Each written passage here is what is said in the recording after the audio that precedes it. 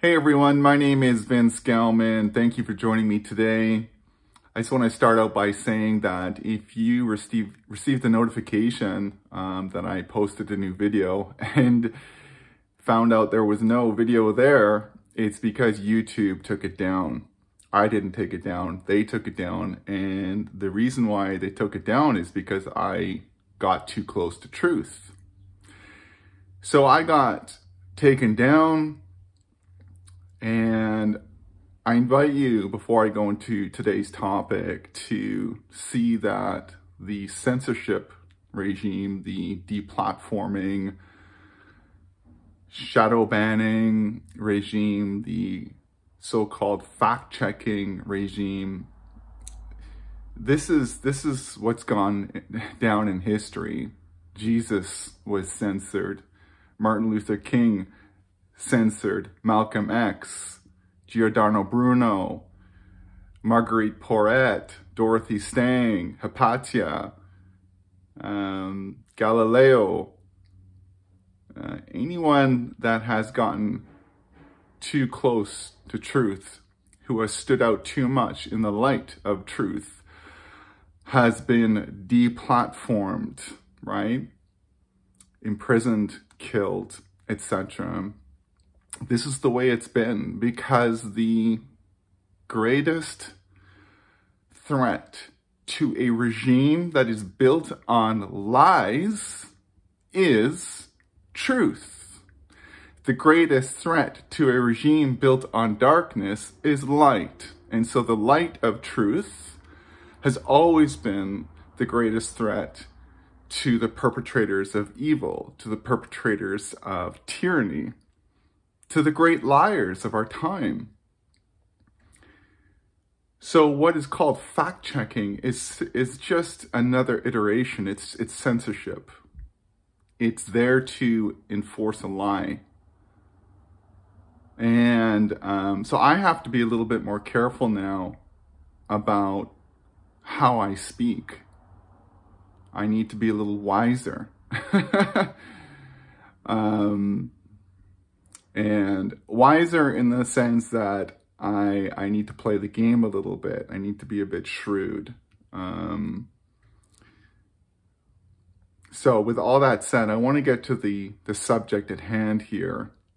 And that is, I want to speak about something that isn't being talked about enough. And that is why children are struggling so much. I've come across a study recently that was published, I think, in 2021, and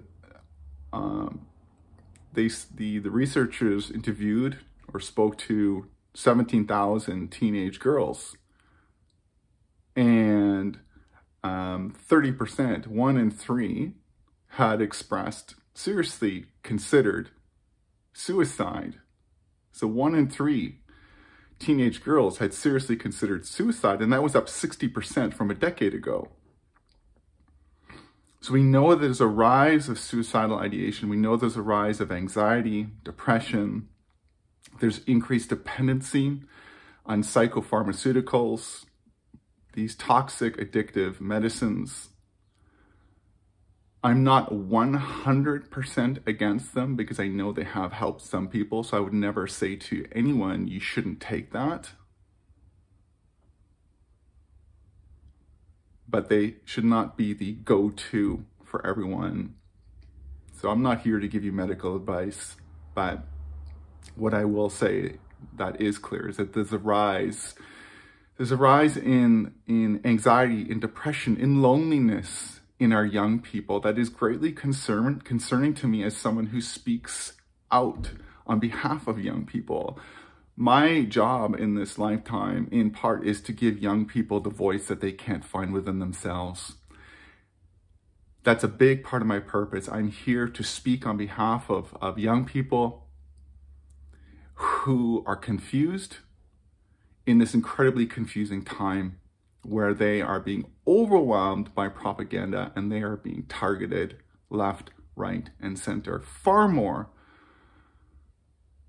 than when we were as kids. As you know, I'm now 50, and It was much easier back then. You know, I had a Nintendo, I had a ColecoVision, these video game consoles, and I had a TV, but I didn't bring them with me when I went out and played. They stayed at home. Technology stayed at home. So I wasn't hooked to technology. I wasn't attached. But now children are so overwhelmed by technology, and they're taking it to bed with them, and they're at 2 a.m. in the dark underneath their sheets flipping through their TikTok account and getting propagandized. And I see, and you see, children who are 3 years old, 2 years old in a stroller, and they're holding an iPad. And iPads have now become the babysitter. And this is really unhealthy where we're going with all this. So there's something that I want to say that isn't being spoken about enough. And that is, children obviously need us to protect them more than ever.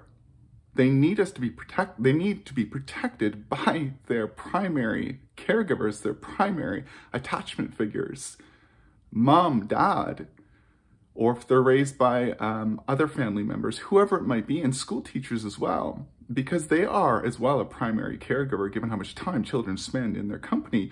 They need to be protectors as well. But the thing is that parents, caregivers, are not protecting their children because they're not willing to be informed. They are so committed to holding on to their story, the story that they've been taught, the story of normal. They are so interested in holding on to the story they were taught to believe, and they're not interested in being disturbed by truth. They're not interested in seeking truth. They're not interested in finding out the hard facts. They're not interested in doing the research. They want conformity, but they don't want uncomfortable, inconvenient reality. They want conformity. They don't want reality, and they want their children to conform. Because they're conforming, they want their children to conform. And school teachers, their job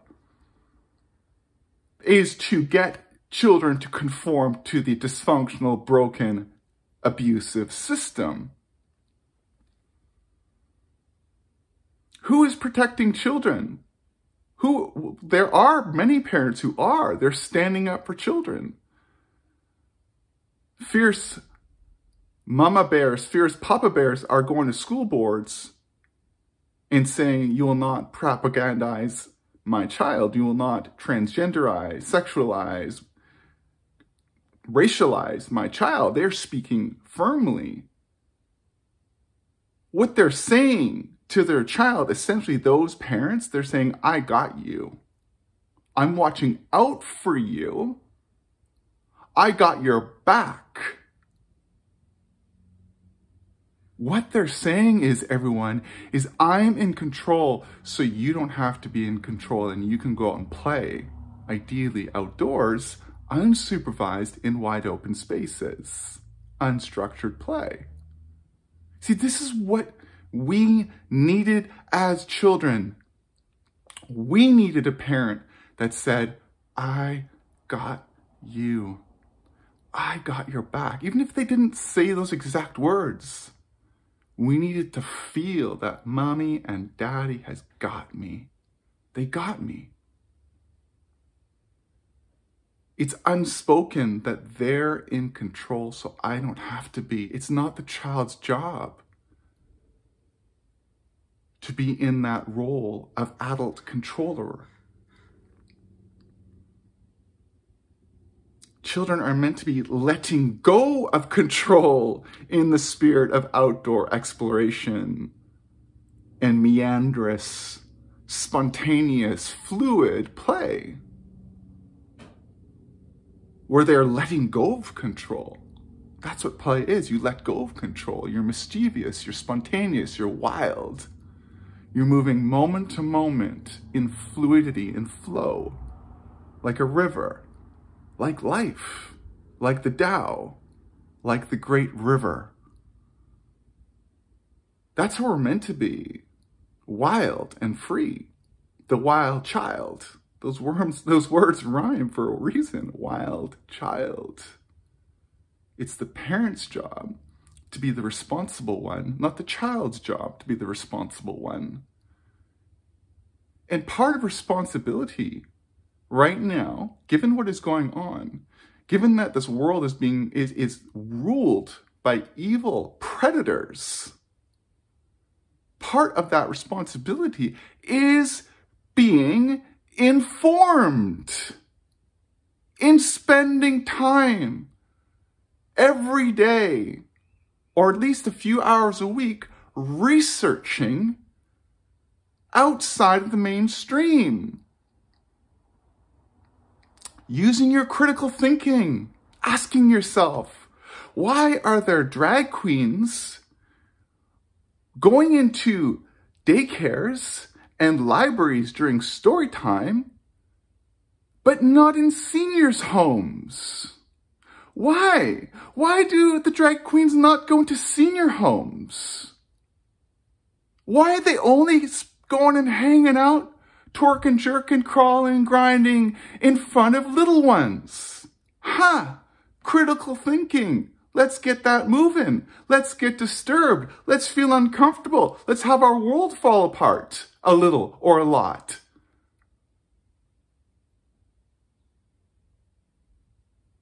Adults, parents, need to wake up from the dream of normal, from the story they were taught to believe. They need to do their research. Research. Learn.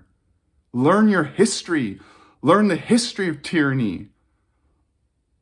Learn the tyrannical slogan that goes back in time, millennia. We're doing this for the greater good and safety. Learn how liars work. Learn how communism works. Learn how fascism works. Learn how wolves disguise themselves in sheep's clothing.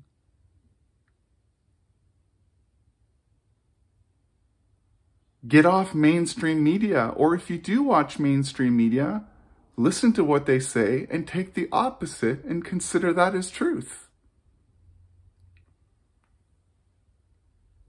But the thing is, if you, as a parent or a caregiver, do not have the courage, do not have the warrior heart, the backbone, the guts to actually investigate beyond the mainstream, if you do not have the courage, the warrior heart, the guts, the spine to be disturbed,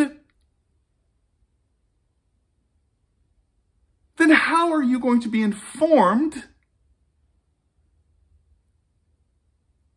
And how are you then going to be able to protect your children from what you're learning? What you're learning about, how are you going to protect them if you don't know the game, the dark game, if you don't have what I call dark wisdom, if you don't have the discerning capacity within you that is innate, if you don't have it activated, and that discerning capacity actually ultimately is in your heart, because truth is in the heart, right? Truth is in the heart. I finally came home to my heart, to truth. I finally came home to truth in my heart. Truth is in the heart. Truth is what discerns. Truth sees. Truth sees lies, that which isn't truth. That's what it means to be a warrior of truth. It means you're a warrior of heart. It means you're willing to have your heart break open to truth by being disturbed again and again. And when you're disturbed, then your heart breaks open and open even further, and it has more capacity to hold uncomfortable reality. The reality that you never thought could ever be, because it's that dark and disturbing. It's that predatorial. It's that reality, everyone, that children need protection from. But they don't have it. They have complacent, apathetic, lazy parents. They have parents who are far more interested in reading trashy novels, in watching sports, sitcoms, going on boat trips, going to the pub. In the shiny bits of the world, they have parents who are much more interested in that than turning to the shine, the glow within the heart that knows truth. They need parents that go within the heart. They need parents that go within the heart, to the glow in the heart that shines light on lies and that sees lies. They need parents who are warrior protectors. And they don't have that enough. And so children in many ways are left to fend for themselves. They're at the mercy of evil because parents are handing them over to it, or they're not getting in the way enough. They're not standing in there like the fierce mama bear, papa bear. They're not standing in the way and saying, you back away. They're not redirecting their children towards things that are nourishing and healthy and wholesome and loving and safe, because they don't know. They don't see what's happening. They don't see how their children are being targeted. It is so irresponsible, everyone. It is so irresponsible. This is not being spoken enough about. This is one of the primary roles of a parent. It's not just to love the child through cuddles and kisses. It's there to be a fierce warrior protector as well. And that's needed now more than ever. If you want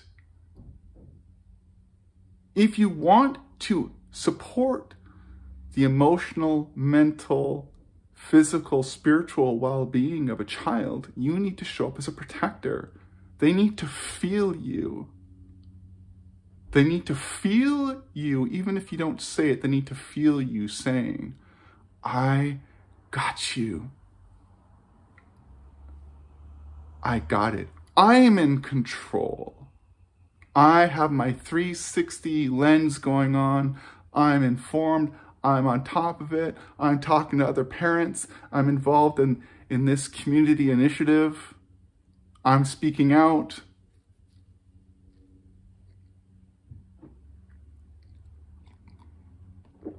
Again, how much did you need that? How much did we need that as children?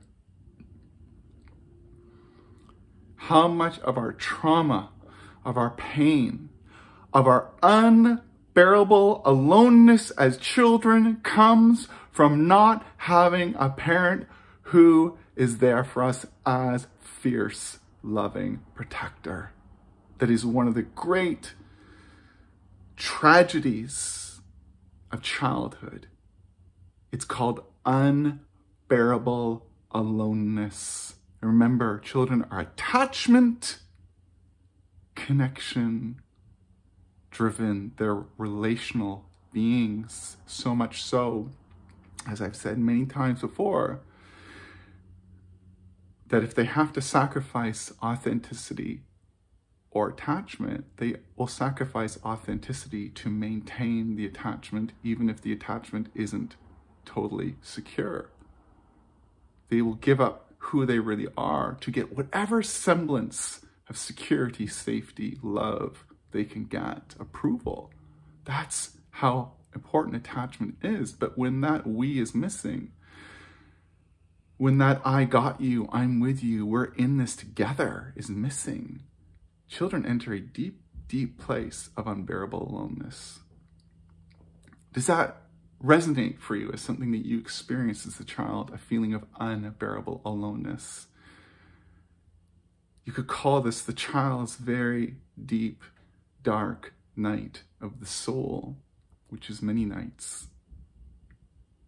If a child spends enough time there, of course, they're going to get anxious, depressed.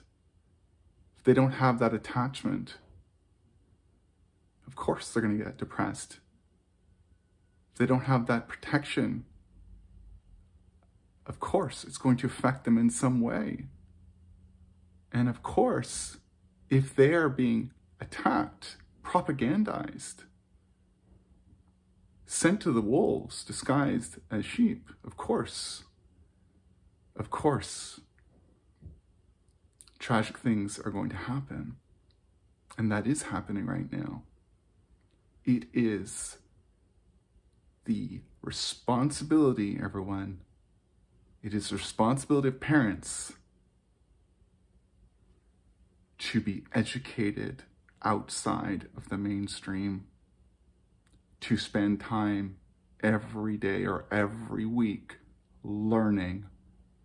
Number two, it is the responsibility of parents to be willing to be disturbed. Number three, it is the responsibility of parents to have their world fall apart a little or a lot. In other words, it is their responsibility to be willing to say, I thought I knew. I guess I was wrong, and to feel the heartbreak. And in that heartbreak, the warrior heart is born in number 4. The parent then can play the role of the heart warrior, who in their heartbreak and in their heart opening to truth is in the heart, they stand up as a protector for their children, and they say, I got you. I got your back. Even if they say it in silence. Children need that right now more than ever. And I summon all parents to rise to this, because it is your responsibility to do so.